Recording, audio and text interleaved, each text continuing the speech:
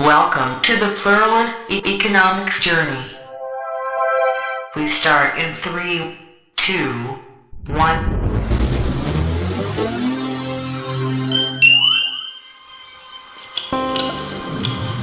Traveling through time. We learn from economists of the past and present. But how to navigate the future? Are you ready to reimagine economics?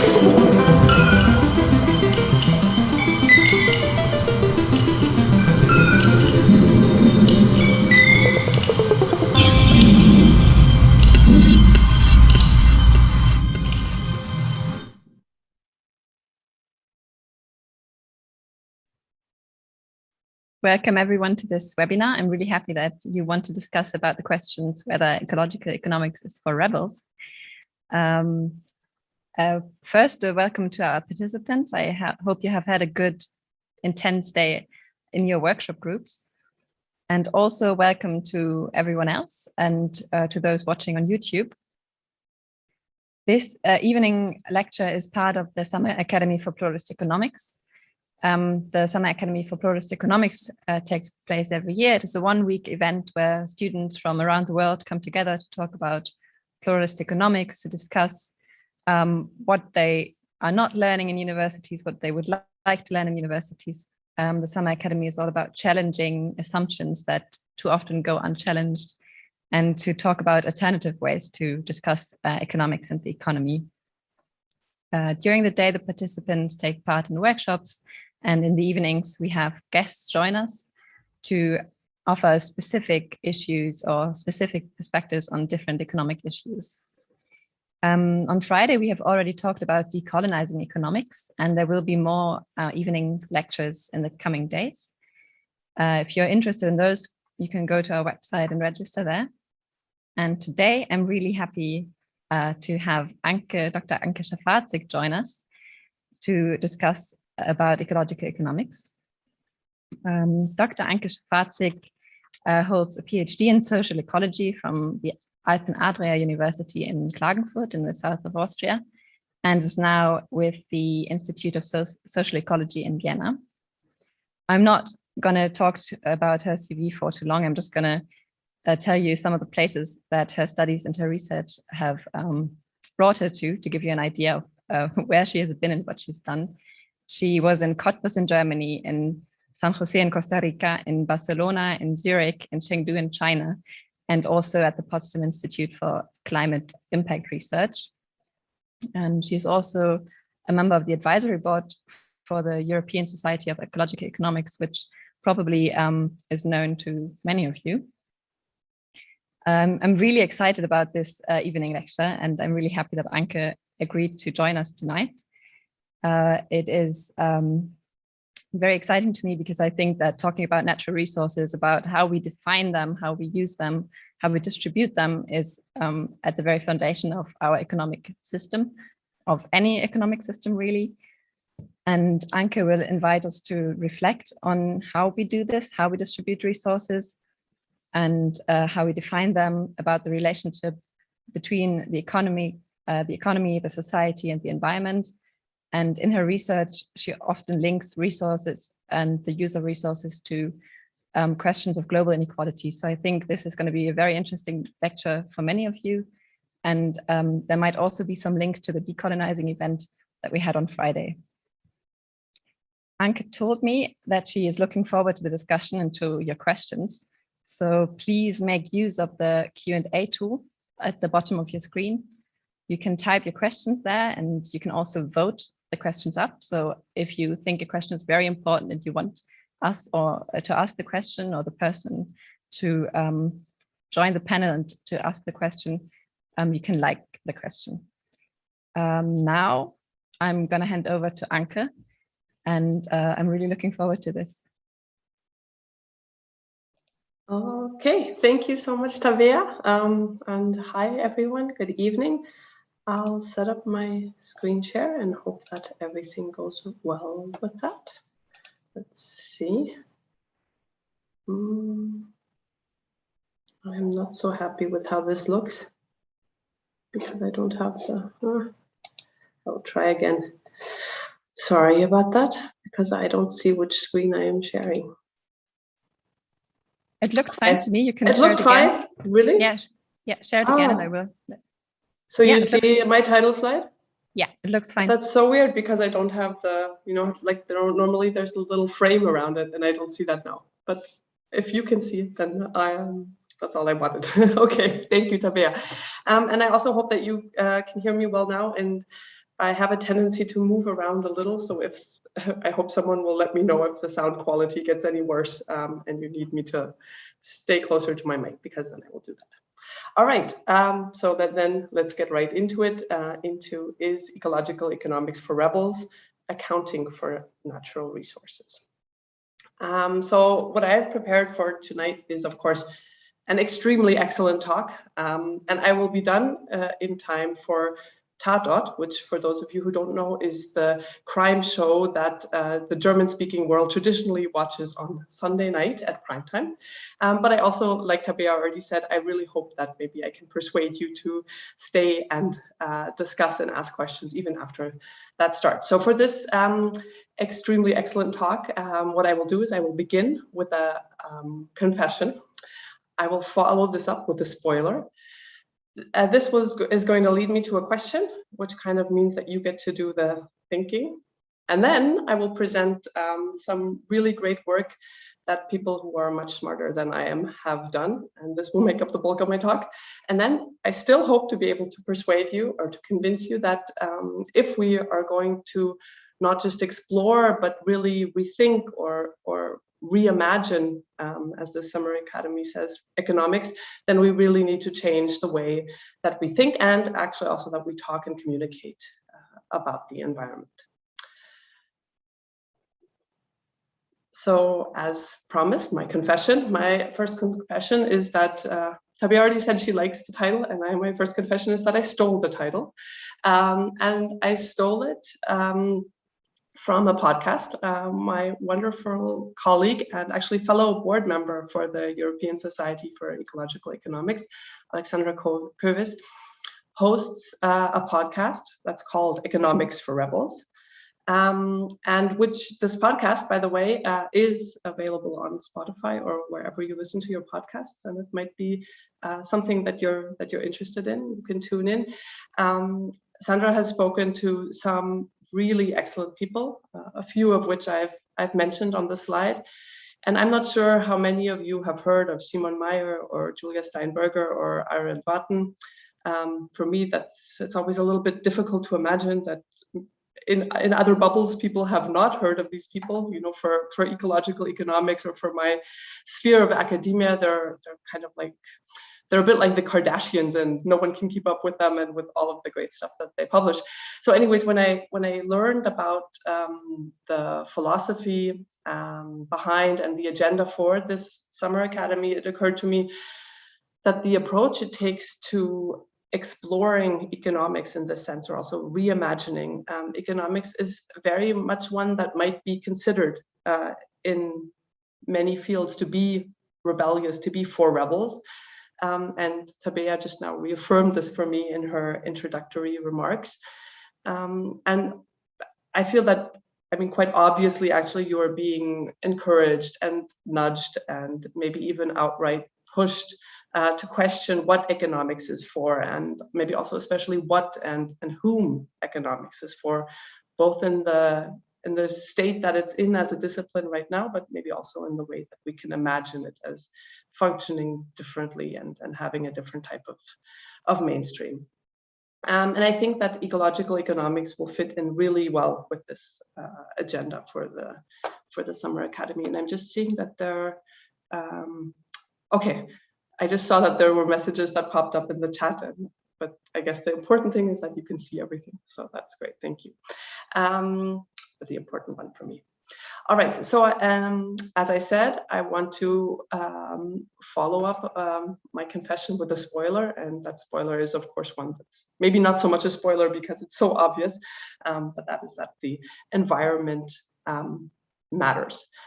And I'm kind of hoping that you're all already convinced of this anyway. If you're not convinced now, and maybe not after my talk either, then at the very least, we're in for a very heated discussion later on. But I still hope we can leave the bloodshed to Tatort. Let's not get too crazy. But kind of beyond this issue that the environment matters being simultaneously, I would say, the premise and also the important take-home message for me today, which I've also now already spoiled. I really hope to convince you that if the environment matters, then we really need to do economics as if the environment mattered. And to me, ecological economics and its sister field of social ecology. So Tabea mentioned that I'm at the Institute of Social Ecology, and this is definitely a very a research field that's very closely related to ecological economics. So this social ecology as a sister field and its central concept of social metabolism, and all of that I will get into this evening of what I mean when I say social metabolism, that they all offer perspectives and tools for recognizing the environment in economics. So things that must be, from my perspective, implemented in economics to actually be able to say we're doing economics as if the environment mattered. And this is, to me, actually, it's so clear-cut and so logical, and maybe it is to many of you as well. It's not really news. And that's also the reason that, or one of the reasons that I formulated the title of my talk as a question, right? So I said, is ecological economics for rebels? I mean, if it's really such an obvious approach, then what's so rebellious about it, right? If it's what we're all thinking is logical anyway.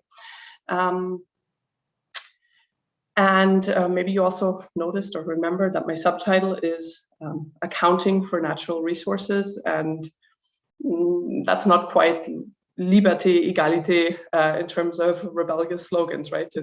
It seems maybe a little bit more bland in a way. So on the one hand, I do want to leave it up to you to decide whether there's anything rebellious about the perspectives that I have to offer tonight. But on the other hand, I do think, and I want to point out at the very beginning tonight, that sometimes even, let's say, the most obvious things can be rebellious. And that maybe in many ways it's kind of like a testament to just how messed up the capitalist system or the societal system that we currently dominantly have actually is, that so often the most natural, logical things or perspectives can actually seem like acts of rebellion. At least as soon as we move outside of our little bubbles, right? Things like refusing to fly in the age of the climate crisis, insisting on being addressed with the correct pronouns. Mine are she, her, by the way. Not wanting to be poisoned by the water you drink that comes out of your tap. Helping those in need, helping people who are trying to escape from a political system that's literally trying to kill them.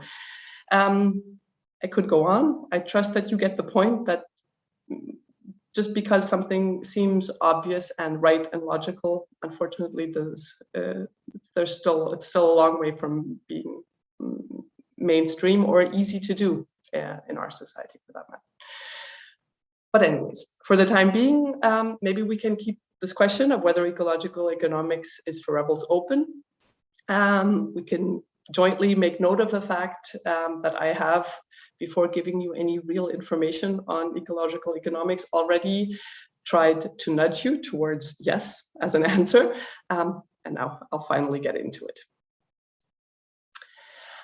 So we said ecological economics as if the environment matters or mattered. And at its most basic, economics as if the environment matters actually has pretty far-reaching consequences, because it means acknowledging that ultimately our economic system is a subsystem of our social system. So it's a way in which we organize, I would say, only part of our society.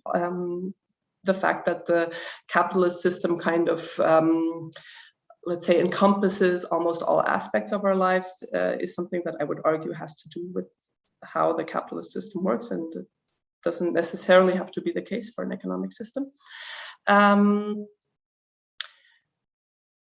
So the economic system as a subsystem of our social system, and that social system in turn as a subsystem of our environment. So basically everything that we can do on this planet, or even on planets beyond, if we're going into that imagination or those possibilities, is ultimately has to happen within the confines of that physical reality, right?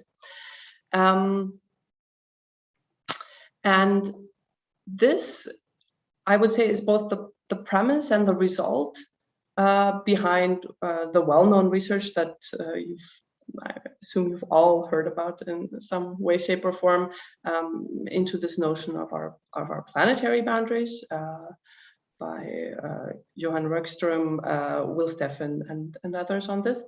But I would say it also provides a social framing to questions of economic distribution, and would allow us to identify societal boundaries, so not just planetary, but also societal or social boundaries that we have to adhere to, and on that basis would allow us to call for collectively defined ways of self-limitation, of course, because kind of the idea of existing within boundaries is that there has to be limits, right? And there's a paper that's just out by Ulrich Brandt and others, myself included, that makes an argument in this direction.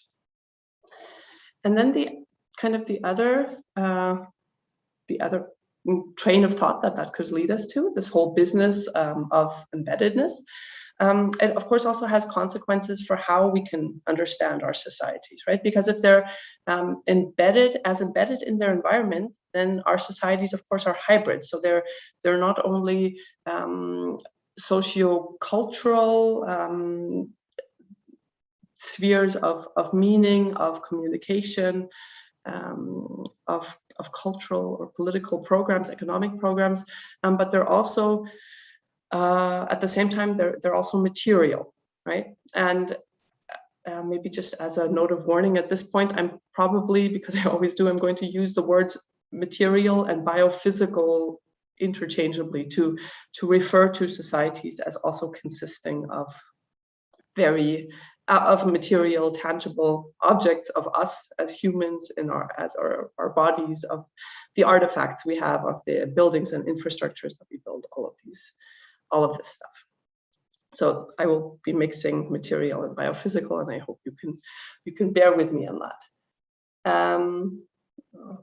Not to confuse you yet, I'll show the chart in just a moment.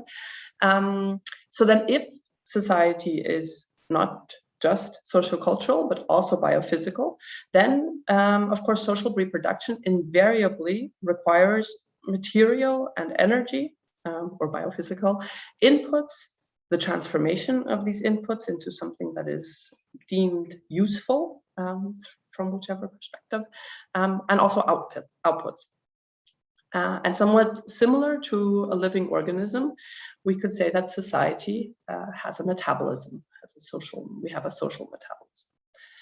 And what this means is that for any given society, we can have a look at its metabolic rate. And what we refer to as metabolic rate is the average material and or energy use, depending on what we're looking at, per capita population. We can look at metabolic distribution. So of course we have the average, but then we're also interested in where are resources really going, who has access, for which people and processes are these resources used. And we could also be interested in what society's resource use is composed of, right? We're not just looking at overall tons of all kinds of different stuff, but we're interested in, for example, is this a society that has a mainly biomass-based energy system or a fossil fuel-based energy system? And if it's fossil fuel-based, are we looking at coal in particular, or are we looking at oil and gas? These types of questions, of course, we'd want to be able to answer.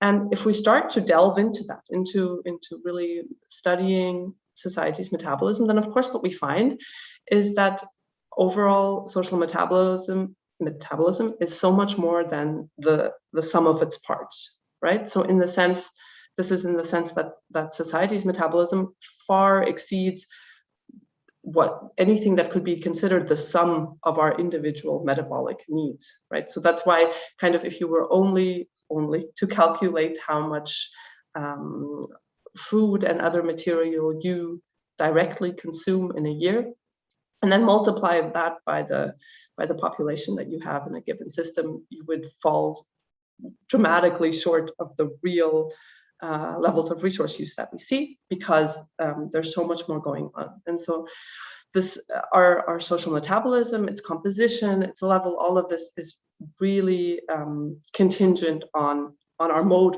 of social organization, and in the current state that we're in, of course, very strongly on the economic system that we have, and also on the, let's say, on the role that the place we're in plays in the global economic system as well. And just to illustrate this in quite simple terms, I hope in simple terms, I've brought along some data for averages and ranges of energy consumption. Of course, this is highly simplified for kind of like prototype societies, but I hope that it's still informative, right? So in this chart, I'm not 100% sure whether you can see my cursor, but what we see here in gigajoules, that's billions of joules per person and year,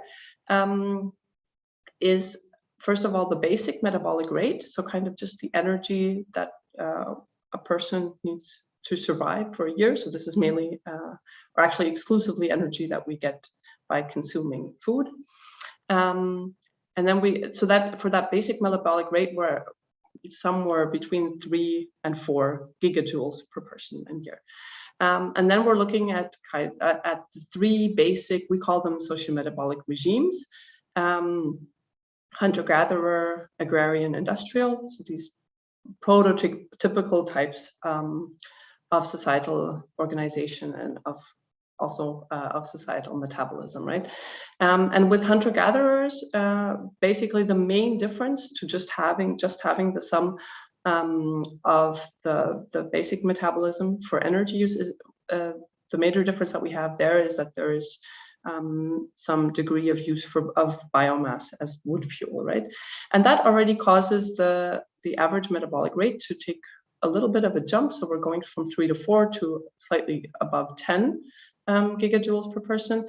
And as we're looking at these jumps, maybe for people who don't work with quantitative data as much, we're looking at a logarithmic y-axis or vertical axis here. So that means that we're not adding, we're multiplying by 10. So we're going from 1 at the bottom, then to 10, to 100, to 1,000. And that, of course, means that what looks like a linear progression here is actually exponential. But that just as a little side note in terms of how to read this. So we're going from hunter-gatherer to the agrarian societies, where you can see we're already somewhere around 70 to 80 gigajoule per person and year. And then we're going to the industrial societies, and we're looking at 300 to 400, in some cases significantly more gigajoules per person and year. So again, just to illustrate that really how much, in this case, energy we use as a society depends on so much more than just how many people are living in that society. It really hinges on how they live, right?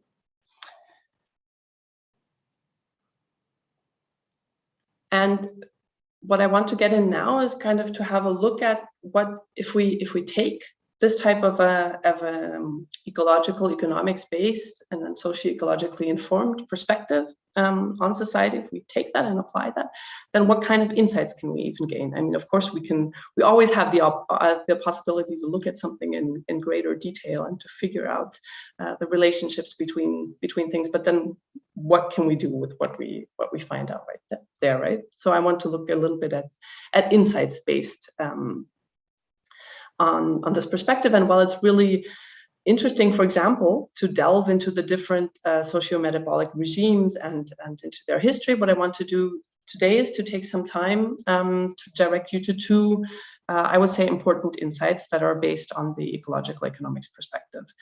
And I assume that these won't be very surprising to you, but maybe we can jointly, kind of as I'm talking, take a moment or two to appreciate just how ignorant we'd be about the way our world works in a way, if we weren't measuring and estimating the amount of resources that our societies rely on. So our social metabolism, if we were ignorant of the extent and composition of that.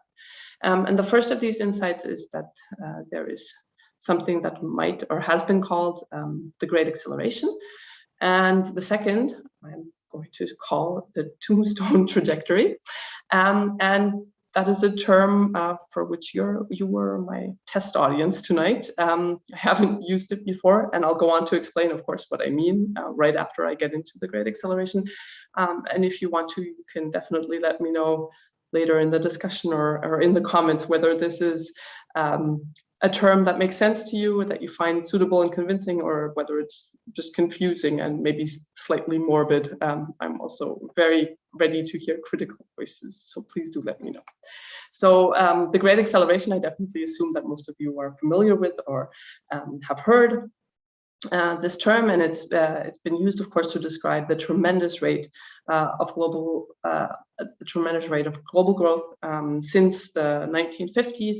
Across extraction, production, consumption, and waste and emissions, right, for our resources and our global sinks.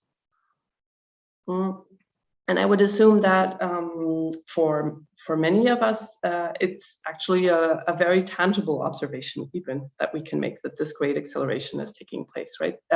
Even within our own lifetime, that in the wealthy global north, there's just so much more stuff in general. I mean, I know that there are many people who try as best they can to find alternative lifestyles, but in general, more people have more clothes, more gadgets. There are more cars around, more and higher buildings, more roads, more infrastructures, more cables and pipes and all of this below the surface, right? So there's just it's almost intuitively clear that we have this great acceleration, because of course all of the material that this is built from, they have to come from somewhere. We must have extracted them somewhere. So I feel like this is something that's almost individually observable, right? And if we take that into account, for at least to me, it becomes kind of difficult to imagine that not even 30 years ago, actually academics and NGOs and to some extent policymakers were really struggling and fighting to introduce systematic environmental accounting into the, until then, almost exclusively monetary system of national accounts. I mean, now that we really recognize that we have wars over resources, right? The EU has a strategy for access to certain strategically important minerals. I mean, all of these things, and it becomes kind of hard to imagine that just a little while ago we weren't even really paying attention to all of the resources that we're using and extracting yet. And these people who kind of fought to introduce environmental accounting, not just within a sphere of academic analyses, but actually as a tool that the national statistical institutes have to implement, and basically that countries or economies have to keep track of. They really had to put up a fight before there was any sort of agreement on not only GDP and, let's say, maybe environmental expenditures mattering, and also some select resources here and there, right? Having accounts for water, especially if you're in an area that's prone to drought, or having accounts for oil, of course, if you have that type of mineral wealth, and maybe also looking at some, especially at the locally relevant pollutants, but really systematically assessing all resources we extract, what we do with them, and then all the wastes that we emit. And actually, as I can tell you really from personal experience, much of this accounting is still, of course, work in progress. I mean, if you think about it, just having something around for not even 30 years, of course, that's still something that's under development, and where methods of estimation and also access to data are still critical and being fine-tuned. And that's even though it's clearly so important, right? Especially if we think about the ongoing climate crisis, for example. But if we do acknowledge that society has metabolism, then we can really, I mean, we kind of have to acknowledge that, right? Before we can begin to develop the tools to account for and assess that metabolism. If we don't even think about societies having a metabolism, what is there to account for? And what I want to do now is to share with you just a little bit of data that my colleague Fridolin Krausmann has put together with his research group, because I think that this is especially informative. Let's see if I can get it to show up. There it is. And what you see here in the three charts, I'll stay at the meta level first, and then I'll try to explain a little bit more what's going on. So in all of them, you see global flows or stocks in the middle, or actually not flows. Sorry, I take back the stocks in the middle, so flows for all three of them between 1900 and 2015. And I'm sorry, now I have a little bit of a scratch in my throat. It's the summer. I'm not teaching and I'm not used to talking so much anymore. All right. Excuse me. So on the left-hand side, we see extraction. So this is all of the material that society takes from its environment.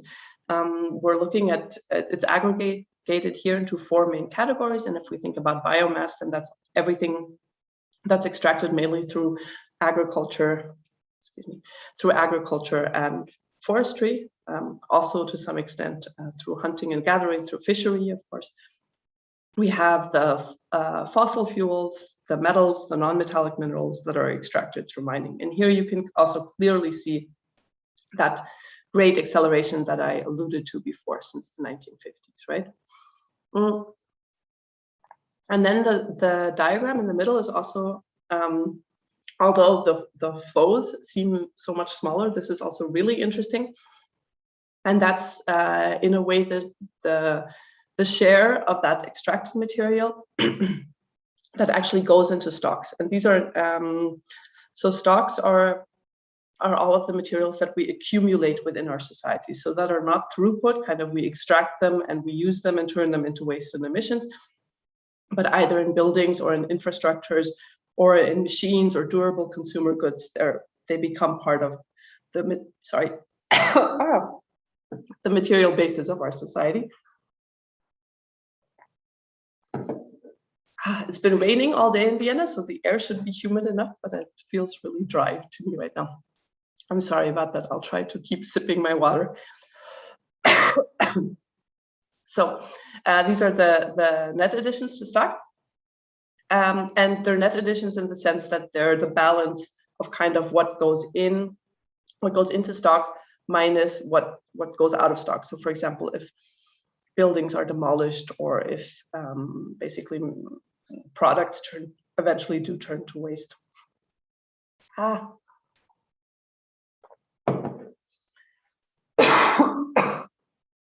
Okay, I'm gonna hope for the best.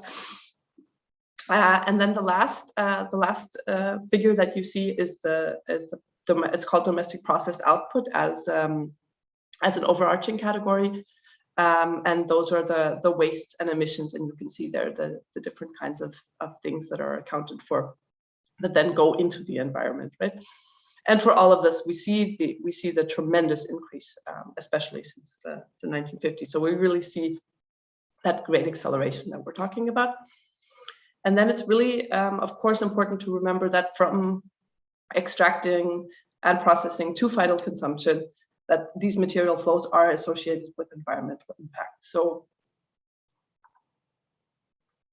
we don't have to wait until they turn into waste and emissions for them to have impact, right? You can think, if you think about extraction through open pit mining, you can very well imagine that there's already a lot of environmental and even social impact associated with that.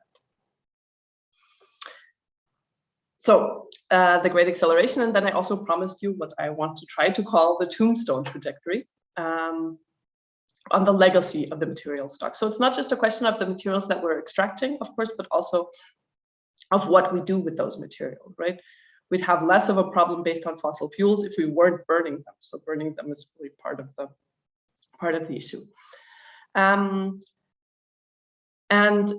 so I've clarified before already that from a socio-metabolic perspective, these material stocks that I'm referring to are buildings, are infrastructures, machinery, durable consumer goods, all of these things. And what's really interesting, if we look at with what amount of our extracted resources goes into these stocks, that's first of all, it's really changed. So these stocks have become a really important material sink in our societies. While in the early 1900s, about 25% of all material extracted was going into stocks. Today, we're looking at about 60%. So over half of the material we extract currently goes into, each and every year, goes into stocks. So they're really an important destination for materials we extract, and a lot of materials are extracted, construction minerals in particular, for the purpose of building up stocks.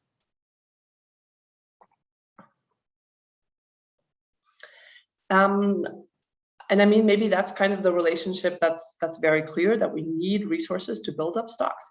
But on the other hand, they also really function as a material funnel. So flows, any kind of resources that we use, increasingly go through stocks. Whenever we're not looking at something like subsistence agriculture, then even for industrial agriculture, we need tractors and silos and all kinds of storage facilities and all kinds of things just for the production to work. So we need stocks in order to be able to induce these flows. Which is a trademark of industrialization, of course. And they're increasingly also, I mean, they're a funnel not just for any kind of material flow, right? But an important share of the stocks that we're building up are actually dependent on fossil fuels, fossil fuel extraction and combustion, in order to even have a purpose and to have a sense. And that is true to the extent that more than 650 billion tons of CO2 will be emitted if all the currently existing, so we're not building anything new, only the things that we already have, all the currently existing fossil fuel stocks are used until the end of their planned lifetime. If all we do is that, and I mean, that ship has already sailed because every day new cars are leaving the factories, for example, we'll be emitting 650 billion tons of CO2. And just for comparison, the 1.5 degree scenario would allow us, or keeping within that limit, having a chance of staying within that limit, would allow us to emit 420 to 580 billion tons of CO2. So just keeping these stocks that we already have in use would put us beyond the chance of kind of curbing climate change. And while it may take, let's say, at least hopefully a few more decades, and will of course hit some places and people before it does others, the fossil fuel stocks that we are currently building and using will, I would say, eventually kind of become the tombstones of our industrial societies. So when we either choose or are forced to stop burning fossil fuels, the power plants, the airports, the massive highways, that will all still remain, at least for a while, will remain kind of as a monument, as a tombstone to this industrial metabolism. And I'll get a little bit in, or I'll steer us towards our discussion, also hopefully so that I can talk a little bit less, because I don't know what's going on in my throat. So I hope that I've been giving you at least a bit of a taste of what is possible in terms of our understanding of our societies when we consider these societies as embedded in their environments and as hybrid, as sociocultural and material or biophysical, as dependent on material and energy inputs, transformation and outputs in their reproduction. And then kind of that if you agree up to this point, then the need to, let's say, record and document and monitor all of these flows, of course, I hope it will be clear. But now the question that I actually wanted to get back to is that whether this is then rebellious or whether it's only logical and maybe also strategically necessary, as we see in many cases that this is kind of something that industrial societies have now realized that they need to monitor their access to certain resources, right, in order to be able to keep existing as they have. And I want to kind of like, before we get into this discussion, I want to add just two very quick aspects in terms of this, the question of rebellions. And one is that I would say that ecological economics in this sense also serves as the basis just for formulating transformative questions. By becoming aware of this resource use, it really enables us to ask the question, okay, we have all this resource use, but what is it actually for? Where are the resources going and why? And if we see what their impact is are these the choices that we want to be making, right? And then also, of course, the question of why is resource use growing at unprecedented rates, even though now we clearly know better. So it always seems like the more we know and the more we have agreements about needing to curb CO2 emissions, the more we emit, right? So kind of like we know better, why is it growing now? And I think those are really, they may maybe seem almost silly, but I think they're really important questions because kind of in getting into the answers, I feel like we learn a lot about our economic and also our political system. And then I would say that ecological economics can also inform what could be or what actually are transformative interventions into the way our societal metabolism is currently organized. So insights based on ecological economics, they may aid in interventions that are necessary to transform our societies. So for example, if we have this insight that material stocks have tremendous inertia, then we know that this inertia has to be overcome in a future energy transition. And we can immediately understand that it's not just about adding renewable energy on top of this huge fossil energy system with its stock-based legacy, but that it's really also about actually deconstructing, in a way, the fossil energy system, also in a very material sense. And at the same time, we already see actually a lot of environmental justice claims that, of course, completely independent of this academic insight, right, are already claims against stock building. So we have a lot of movements against coal-fired power plants, for example, but even against hydroelectric dams, against wind farms, against airports and runways. So we have all of these movements that are movements against stock building, and that I would argue, based on what we know from a socio-metabolic point of view, that we would have to see as very important interventions, not only into questions of how is land used right now, but also into questions of what is the legacy of our current material and resource use. Because whether these mobilizations and these interventions are successful or not has very far-reaching implications, material implications, resource implications, right? All right, and with that, I would really, first of all, of course, I'd be very happy to answer any questions. And I'd also really like to hear from you and discuss whether ecological economics is for rebels, and of course also to thank you for taking this time out of your evening or your day, depending on where you are, and sharing it with me. And also in the spirit of what I opened up on, to thank you for your rebellions, however large or small they would be. And now I look forward to your comments and questions. Thank you. Thank you very much, Anke. Now you have a short break for your voice. The questions are coming in now, but I would like to start by asking my own question first, because I mean, bright minds have started to think about how to adapt the models that we already have in order to account for natural resources. Why isn't that enough? Isn't that the more practical way to approach things? Sorry, it took me a second to find my unmute button. So, I mean, I think accounting for natural resources, I think if we kind of do it consistently, I think it's a really important basis. But I think that if we look at kind of the initiative that was politically and also industry based, we see that it's an initiative not to monitor all resources, but to monitor those resources that at whatever point in time are considered strategically important, right? So to this day and age, we still have very poor documentation, for example, of construction materials. Construction materials are the far and away the bulk of all of the resources that we use globally.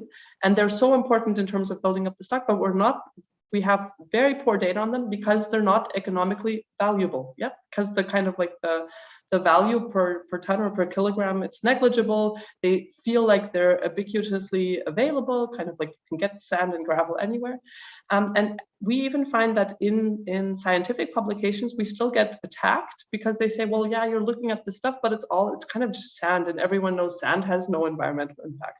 So now, luckily, we're getting the studies that are showing that, of course, sand mining and sand extraction has a huge environmental impact, but there's this notion of that things that aren't economic, don't have an economic value, can't be that important, right? And I think it's really essential to see not only the function of the materials for our system, but also to see the function of accounting for them or not for our systems as well. Thank you. I think somebody is joining the panel to ask their own question. Oh yeah, Julian has joined the panel. Good evening, and thank you so much, Doctor, for your very interesting talk. So my question is, from the perspective of the Global South, it's great that we are measuring what is happening mostly in the Global North, right? But what are the implications for the Global South? So certainly there's the issue of justice and equality, and those of us in the Global South are saying, but we also want to live a life of ease as it looks in the Global North. And yet we understand that we also have ecological limits. But everything that I see taking place in the current situation and negotiations, when I attend meetings with governments from the Global North, then they're telling us about how wonderful it is that they are investing in batteries and solar panels and those things, but it still leaves the Global South at a disadvantage. And then there's the impact of mining a different set of minerals, and what's that doing already to those of us in the Global South? And how do we then use the ecological economics to argue for a different perspective? I don't know, sorry, it's all very mixed up, but it's something that I'm grappling with, and I really don't know how to deal with it. I didn't feel it was mixed up at all. I thought it was a really clear and excellent contribution and also question. Thank you, Julian. I think in terms of the accounting that we do, so I'm sorry that kind of for reasons of time, all I showed to you was the global aggregate data, right? So what we of course can do, or what we do with this data, is that we look at it at least at a disaggregation by countries, and of course the main thing that we can see is, or we can kind of deliver proof for this ecologically unequal exchange, which is exactly what you're describing, right? That we have these very high levels of consumption in the Global North, and that these are based almost exclusively on materials and resources that are extracted in the middle income countries. Yeah, and that to me actually is a really important point, because right now, kind of from, if we're looking at just in terms of mass flows at the global economy, the low income countries, their contributions are still extremely small. So the export orientation is very important for the low income economies from their perspective, but kind of from the perspective of the especially high income countries that are the recipients and the importers, they don't really make a difference. And I think that's actually a situation that's really important to monitor, because it's politically also dangerous, right? Because it means that those who are exporting, they don't have a lot of leverage because they're not important suppliers in that sense. The middle income countries are, but right now the low income countries aren't. And that also, of course, opens the doors to this whole, let's say, World Bank and IMF enforced agenda of getting countries to develop an orientation or to really push for extraction, for export. And of course, as you say, we see all of the environmental impacts that are there. And I want to kind of like, I think as a small word of caution for how we interpret things, I think you're absolutely right that especially in places where there is so much less access to, let's say, material and energy-based comforts, right? That we're not in a position in the global north to say, well, you can't use more because guess what? We used all of that already. We used all of that up, and now you can't use any more energy or whatever.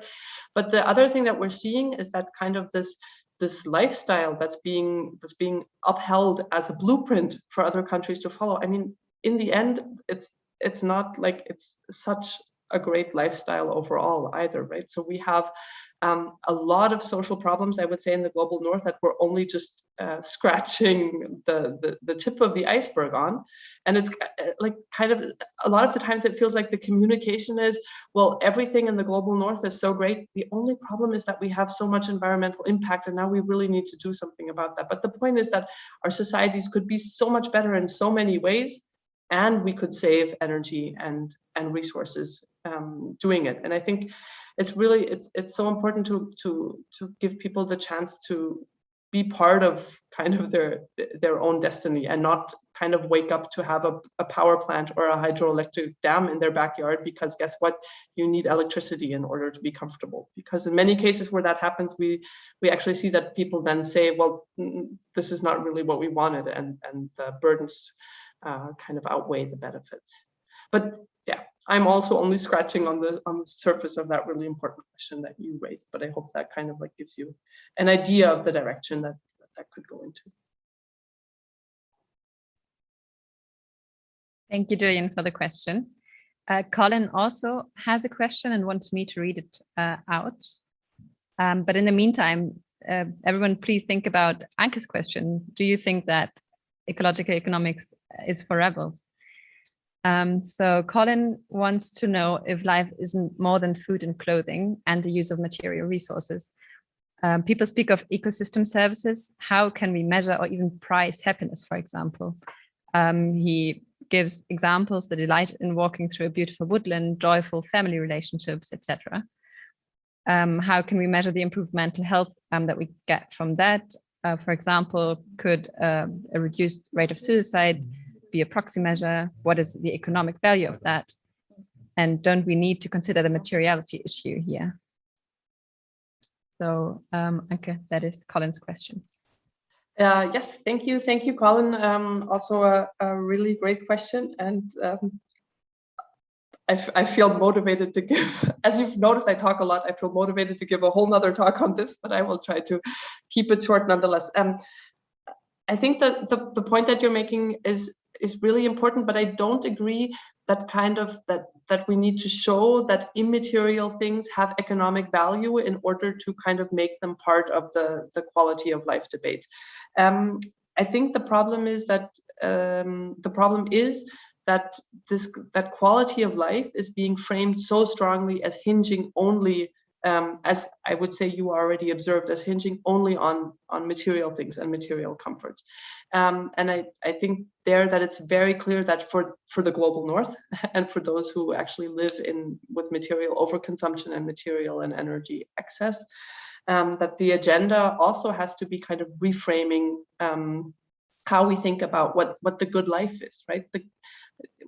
If we think that the good life consists of only more stuff, we're on the one hand, we're fooling ourselves, because we see that people get sick, that people lose ties to the community, that people kind of lose access to what truly makes them happy. But also we're destroying the world for other generations, both generations that are living in other places and those of the future. And I think it's really part of kind of reframing and reclaiming that discussion, and kind of insisting that it's not more stuff that will make us happy. But that's asking a lot, because all of the at the end of the day, a lot of the communication that we're exposed to and let's call it propaganda, it goes in the opposite direction exactly, right? So if you're sad, then you need to console yourself through shopping, and there's little or much too little that is done to address the real underlying causes. I don't have a solution there, but I agree that it needs to be part of the discussion. So Anke, you have already convinced Colin, at least. He concludes that he thinks that he is a rebel, even if the ecological, because the GDP never includes all ecological values in a way that could satisfy him. And we have a couple of other questions. I'm not sure if there's someone on the panel who wants to ask a question, him or herself. No, okay. So then I will just read out Kauster's question. I think you have said a few things on that already, but there seems to be a lot of interest in that. He thinks that the extraction of natural resources are very important for the global south, because they want to keep up with the global north. And what are your views on that? How can the global south react to what you just said? Yes, thank you, Costa, for bringing this up. I mean, I think on the one hand, it's really important to recognize that of course this extractive orientation, so kind of the idea of developing an economy by extracting resources for export, that hinges on this idea of catching up development, as I think you included in your question. And I think it's very clear that this catching up development, that's a myth.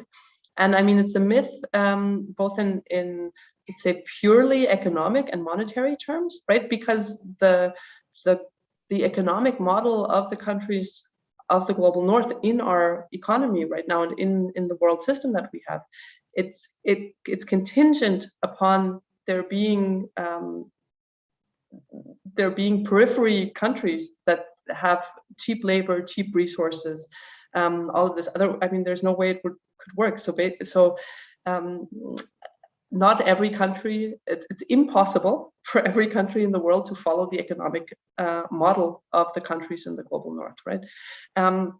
And this is something that, if we're looking at it from a material perspective, we can show very clearly and very neatly, because the countries of the global north are net importers.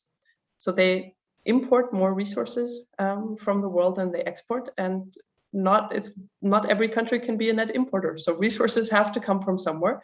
So we can kind of very quickly refute this argument. And the other point is that the development blueprint that kind of worked for the, by now, let's say, mature industrialized countries of the global north at a time when fossil fuels were abundant, it's not going to work for all countries in the world when, first of all, when we have climate change or the climate crisis, global heating, and second of all, when we don't have unlimited access to fossil energy carriers anymore. And of course, there's really a catch to that blueprint, right? And it's still being upheld and it's being exported. I mean, I think what makes a lot of sense is for countries where they can to try and reject this development blueprint. So it doesn't, I mean, we have all these countries that are right now building up fossil energy systems. Given everything we know about the world, that doesn't seem like a very smart or a very sustainable thing to do. Of course, they don't have a lot of freedom to decide what they want to do, but I mean, that's something that it would make a lot of sense for countries to reject. And of course, there have been attempts for those countries who do have extraction to try to take control of that and to say, I mean, there was the proposal by Ecuador that they will refrain from extracting their oil, which would be in the best interest of the whole world in terms of curbing global heating, right? But they would like to be paid or compensated for leaving their valuable resources in the soil. And I think, I mean, it's a dangerous strategy, as we've seen, and it's not easy to set through. But that's something that appears to me to have the greatest chances, at least, at succeeding. I mean, replicating this development model of the global north clearly does not.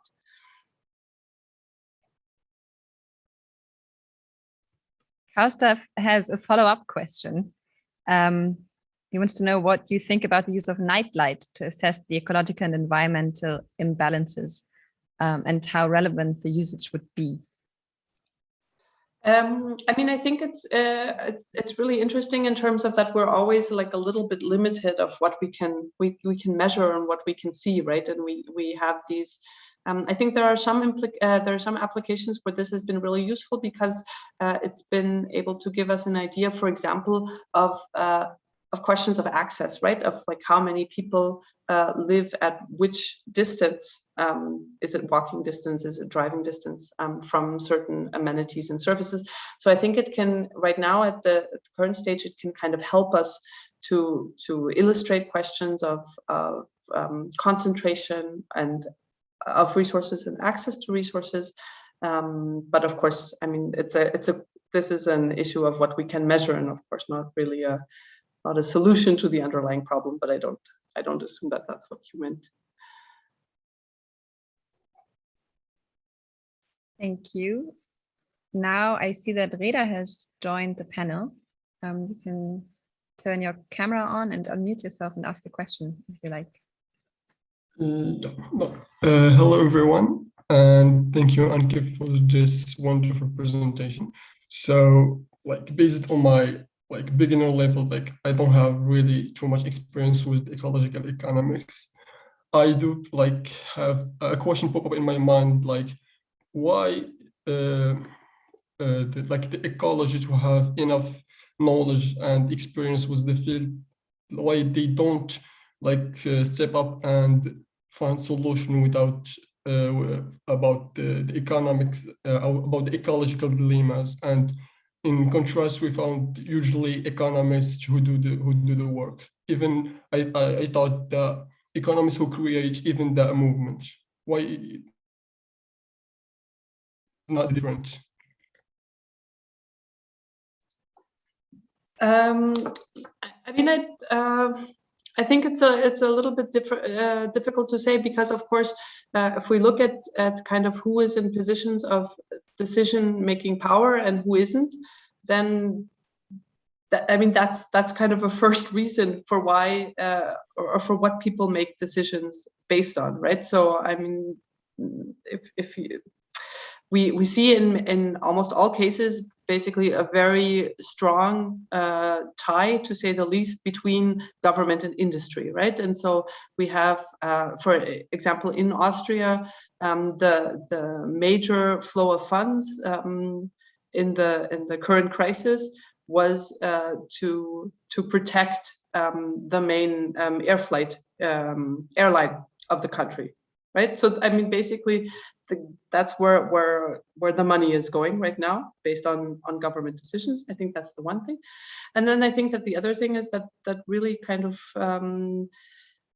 from this perspective of, as you're saying, kind of ecologists, or this perspective of ecological economics, in some way, shape, or form, we're all in the opposition, right? There's no place where this perspective is readily accepted or acted upon at the government level. And this includes those cases where we have green parties in government, for example.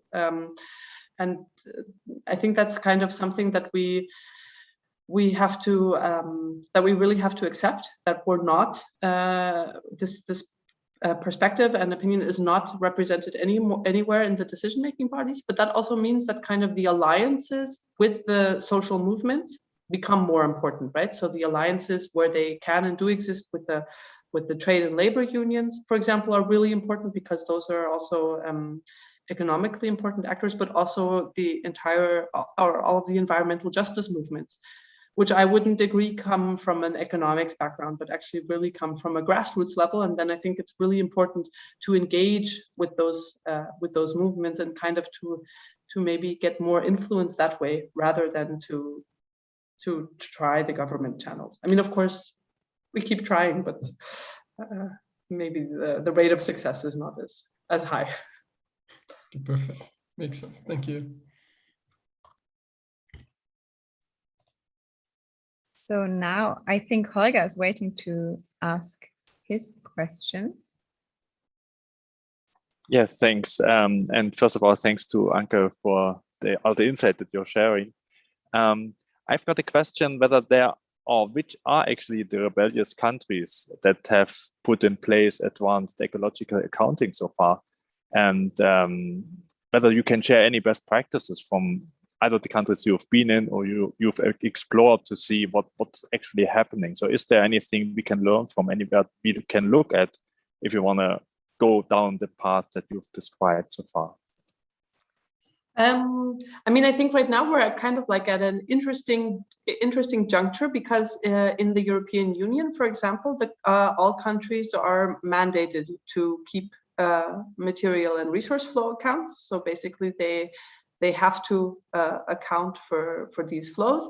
And on the one hand, that really does turn it, give it a good momentum towards becoming available in the mainstream.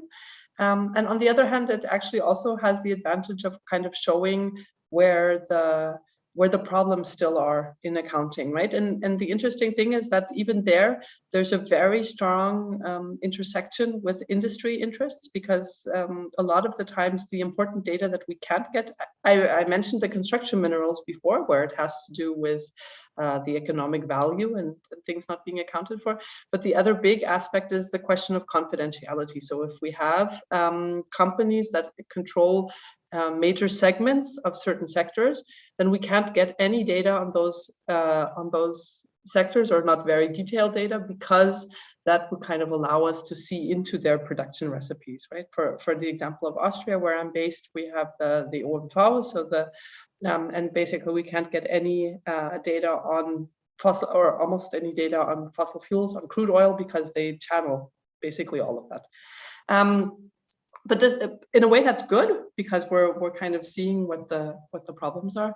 And I think the acts of rebellion, at least from my mind, they're still missing a bit, because or on the government side, let's say, they're missing, because now they have all this data, and all they can show is that, well, we know that we should use less resources, and we know that we keep using more, and we're still not doing anything about it.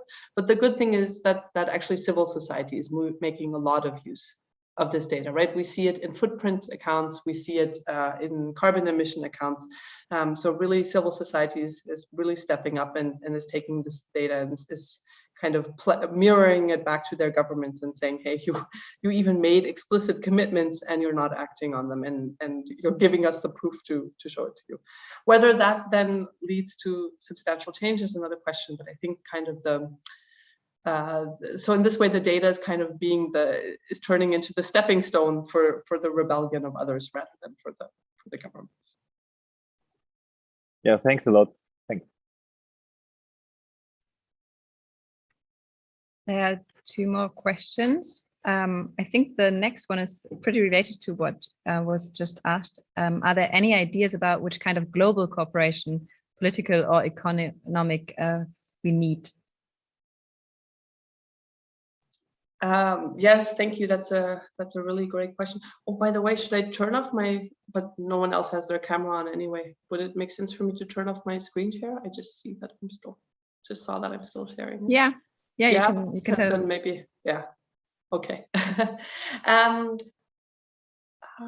Global cooperations. Yes, I think that's a really good question, and actually, I would also say that it ties in really well with the first question that, if I remember correctly, that Julian asked, kind of this question between the global north and the global south, right? I think what a really important alliance would actually be, I mean, let's say in the global north, we have a more pronounced degrowth movement for obvious reasons, right? We really were confronted with how much stuff we have and how much growth we have, and there's a very strong degrowth movement. And I would say on the other side, in the global north, in the global south, we have a much stronger or stronger and more diverse environmental justice movement. And I think I mean, many more knowledgeable scholars than I am have been working on this, especially at ICTA in Barcelona. That kind of this alliance between degrowth and environmental justice, that's one that would be really important, because it would allow us to address exactly this conundrum between needing to say, on the one hand, that in the global north we need to drastically reduce our material and energy use, and we need to reduce it because we have these high levels at the expense of people elsewhere, right? Of people in other places. And then, of course, that could lend itself to support the environmental justice movement in the global south, where there's a lot of actually protest and counterclaims against extractive expansion, for example, which is the prerequisite for our extraction. So for me, that would be kind of like the central alliance that I think is really important to develop. I think the next question is a good final question. Do you think it is about convincing politicians and telling them what the problem is? Or are they lying to us so they know it already, and telling them what we know is not really going to help?